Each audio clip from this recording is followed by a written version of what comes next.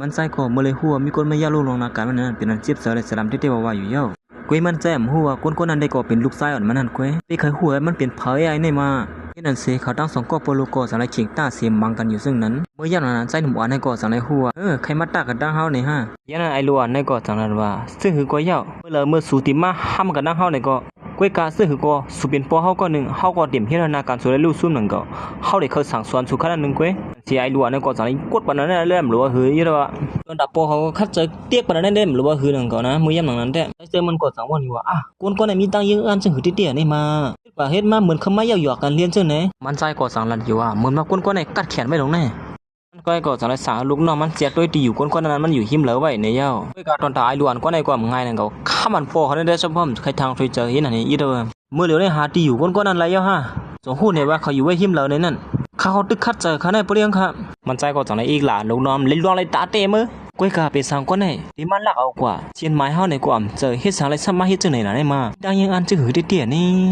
เมื่อยามนั้นก้อยนางเก่าก่อนเป็นน้องซ้ายไอ้เนยก็สังไรฮอดมาถึงที่เปียวยิ่งสั่งขนาดได้เปียามนั้นไอ้ล้วนในก็สังไรว่าโกน้องยิงมันมายินแม่นนั่นแหละสังลันตีน้องยิงมันว่าปีส่งคุกของปันได้ก็เปียมันใจก็สังลันว่าปานเฮาน้องยิงฮู้เต็มไรก็ในน้องในเนี่ยปัวมันใจคือลือร้องในเลยเฮ็ดให้ปอเขาแลกลูกน้องปอเขานั้นฮู้ว่ามันใจอยู่หิมเหลอในนั้นเลยฮู้ยาวข่าวว่าเขาอยู่หิมเหลอในนั้นมันอยู่ที่ในกำเหลียวยาวข่าวเสียงซ่านมันออกในคณะหิมเหลอได้ก็คำฮู้ก็ได้ว่าในวันนี้เฮียก็แตะยันมันใจก็สังป้องอยู่ว่าเขาเป็นเผาเตี้ยในเมืองเฮาไหนมีคนหันมาตาเฮาซึ่งไหนเฮาไหนมามันใจก็สังนั้นว่าเขาได้ตุ้ยด้วยว่ามันเป็นเผาเตี้ยได้มาเหมือนมันใจปืนลงขึ้นมาก็เลยหันจังได๋เฮ้ยสั่งได้มาจะไล่ลงเลยไม่ได้เฮ้ยปีกไว้เฮ้ยยันนั้นนึงแค่เฮ็ดให้มันใจสั่นลำมาแฮงหรือเก่าอยู่เย้าเฮ็ดอันเสมีอยู่ขึ้นนึงบ่พอมันใช้ถึงเหตุการณ์อยู่นั่นลูกน้องมันใช้จากนั้นมาแล้วว่าคาว่าเต้โปลีเฮาหรือเจอสิกวนลาคาว่าเต้ติมาเฮ็ดลองนาการเสียมด้วยถึงไปอยู่ดีโดยสกอนั่นแท้เป็นศึกษาเขาน้องมันใจก่อสารเนี่ยเทียงว่าเดี๋ยวในโปลียาเฮาก็ฮอดมาถึงดินยาวเขามาทบโปลีเฮานี่เขาว่าเรื่องสินั้นยาวมีเทียงลองนึงเขานะคดีละในโปลีเฮานี่ผู้เตรียมหมายอันมาเมื่อนั้นเขาคัดเสเหตุการณ์ปีเสือเขานะการได้เหตุการณ์ตั้งคืนในได้เหมือนวันเห็นปอกเขาโปลีเฮาใครฮู้เหมือนนางหมูซุ่มเขาซึ่งนั้นค่ะนะเฮ็ดอีสานก็สมัครเปลี่ยนชีวิตอยู่ละลายวันๆในกินข้าวกินน้ำที่ไหนนี่แค่บ่เลยเขาใครฮู้ก็ผู้เตรียมหมายก่อนมาเหมือนแต่เหมือนปืนเขานะแค่ให้ปืนเขานี่มันใจก่อสังนั้นว่าเขาเป็นชื่อหือไว้ล่ะก้อยกาตุ้ยเหมือนว่าเฮาก็เล็บไรใส่เขาอย่างนั้นก่อนนะเฮ็ดนั่นเสร็จจากนั้นตัดมาที่นั่งซื้อมาอันทึกที่ปอกมือเฮือนอยู่นั่นอีกนั่นได้ห้ามไปปอกมือเฮือนนี่ลูกชายอะไรลูกยี่เฮาที่ไม่เสือตอนตาเฮานี่ที่สั่งในเป็นนั้นผืดอะแม่เมื่อยามนั้นก้อยหนังเก่าใจซื้อมันก็สั่งไรฮอดมาถึงที่ไหน